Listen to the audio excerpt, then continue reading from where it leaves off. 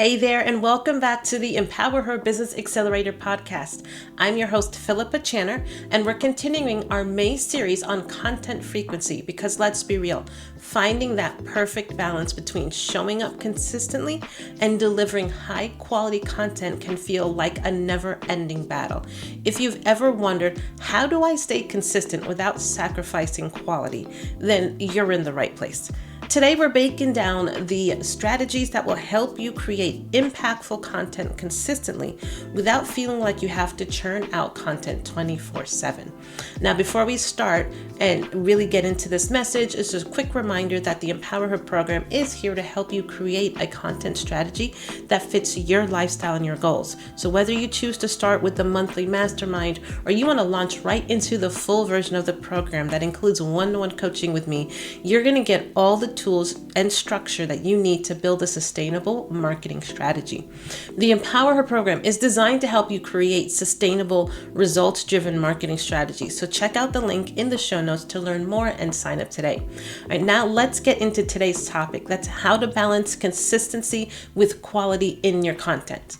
All right, so first, we're going to talk about the balance, how we're going to balance this consistency with the quality.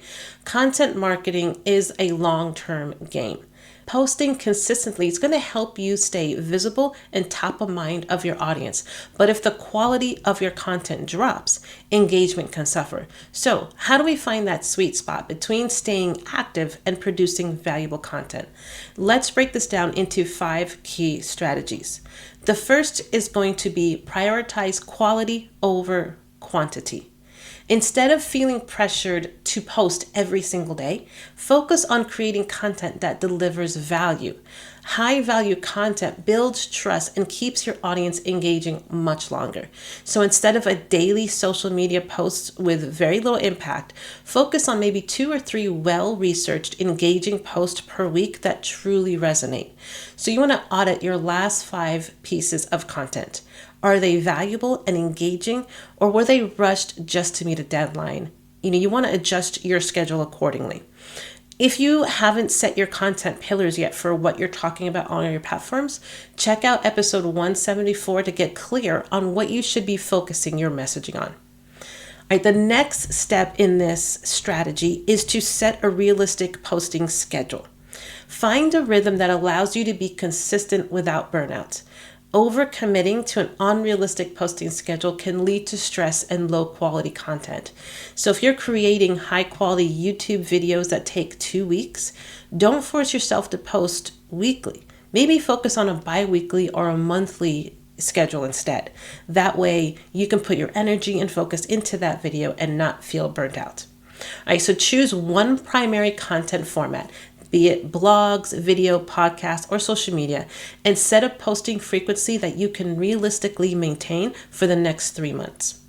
All right, the next step in your strategy is to repurpose content across platforms. You're going to take one piece of content and use it in multiple ways to maximize efficiency. This is going to allow you to stay consistent without doubling your workload.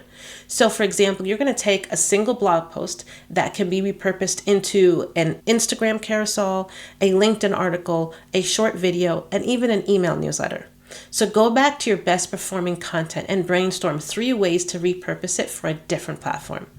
For more information on this, you can check out episode 170 for strategies on maximizing your reach across multiple platforms.